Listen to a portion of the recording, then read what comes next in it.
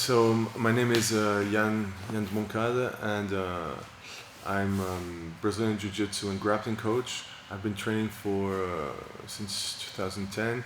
I've been coming over the years. I've been coming back to Portugal to train with my brother Stefan, who is a Systema instructor, a Brazilian Jiu-Jitsu practitioner, and a Portuguese stick fighting instructor also. And so throughout the years, as a long-time Brazilian Jiu-Jitsu practitioner, I can say that Systema has brought a lot of things to my training, in the sense that it has confronted me to different situations, different intensities, different goals in training, different circumstances. I've been getting out of one-on-one situations and exploring stand-up situations that go to the ground, stand-up situations that can go to the ground and that can suddenly involve multiple opponents. And so it has been a great way to get me out of my comfort zone and just add new movements, new intentions, and explore biomechanics in a different way. Changing the pace and the intensity of the physical input that is often quite high when you practice some form of grappling. By changing those variables, obviously the sensations are different, the mental availability is different, meaning that my reactions can be different.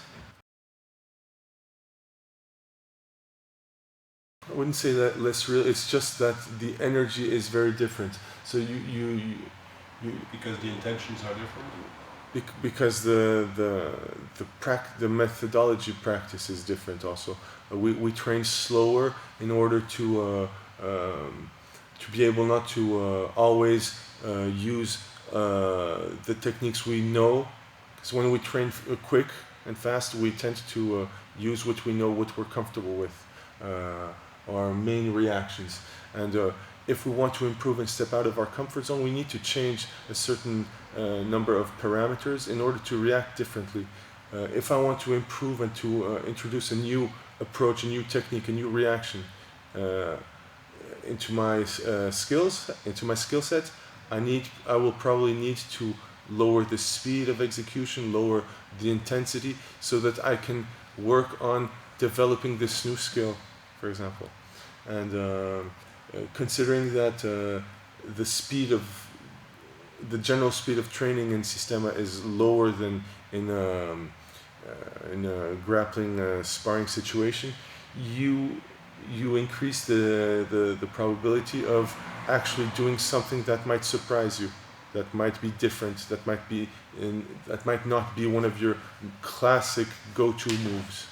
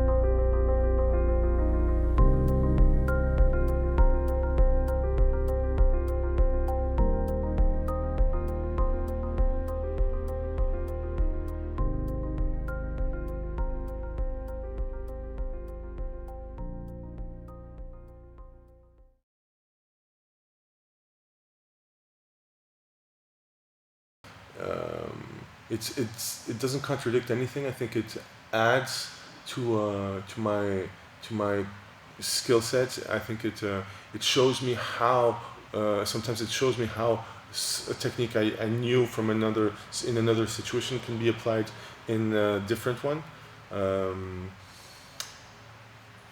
Essentially, instead of going into a situation with a move in mind, I give myself the opportunity to improvise and use something else, something I also know, but something that I was maybe not expecting to use at that moment.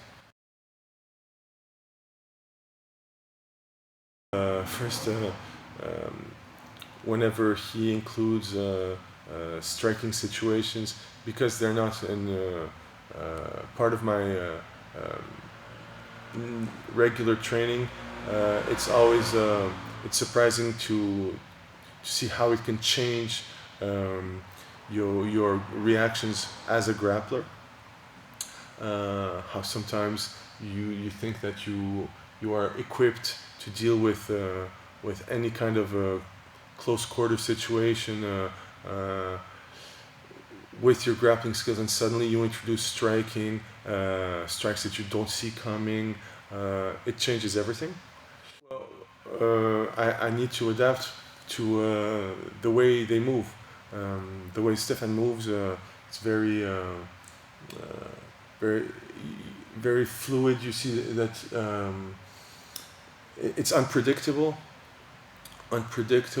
Whereas when you fight with an experienced grappler, it can be unpredictable, but oftentimes it's quite predictable because it's a set of techniques that you've probably already seen them once in your life as a grappler. As a when you work with a Systema practitioner, because their way of moving, their understanding of movement is so different.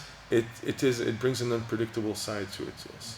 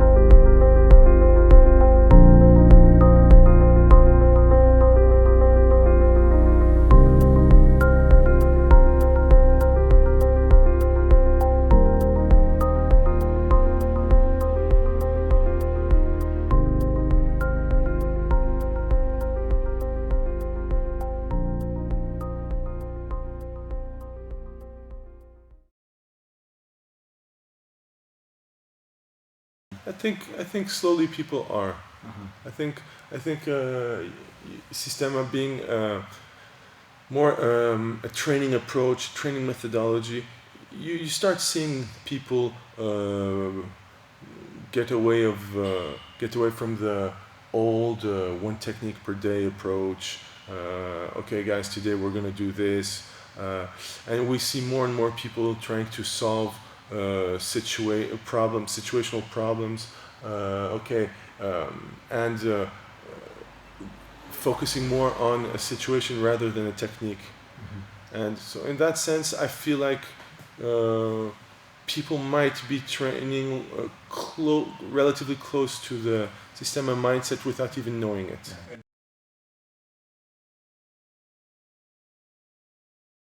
Absolutely. Honestly, today, if I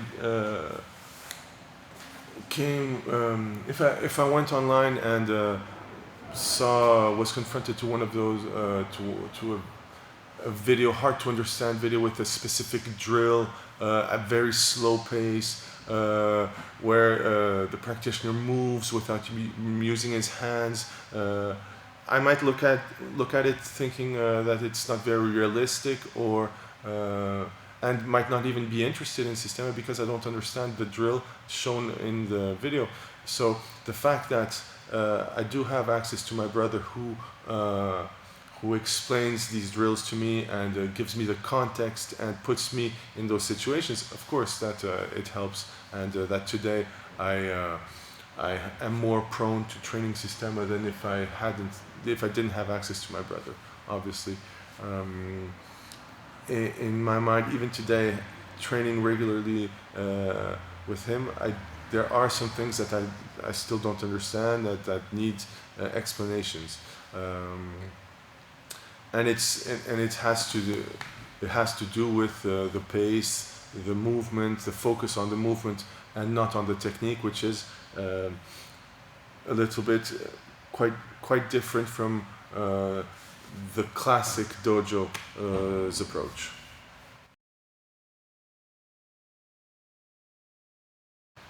I would definitely recommend Systema to practitioners of other martial arts who would like to understand how their current skill set can be used, and maybe understand their skill set in another way. Because Systema is not gonna. You start training Systema, you're not going to suddenly use skills that you don't have, that you haven't acquired yet. When I train Systema with my brother, when we're working on a specific situation, I end up using what I know, but I use the techniques I have learned, acquired throughout the years.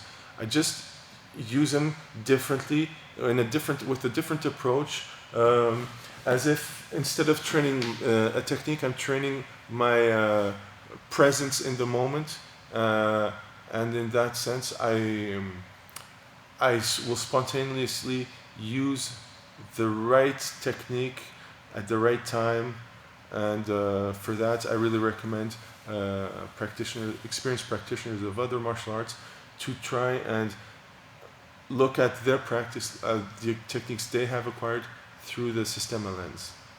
It is interesting. It is very interesting.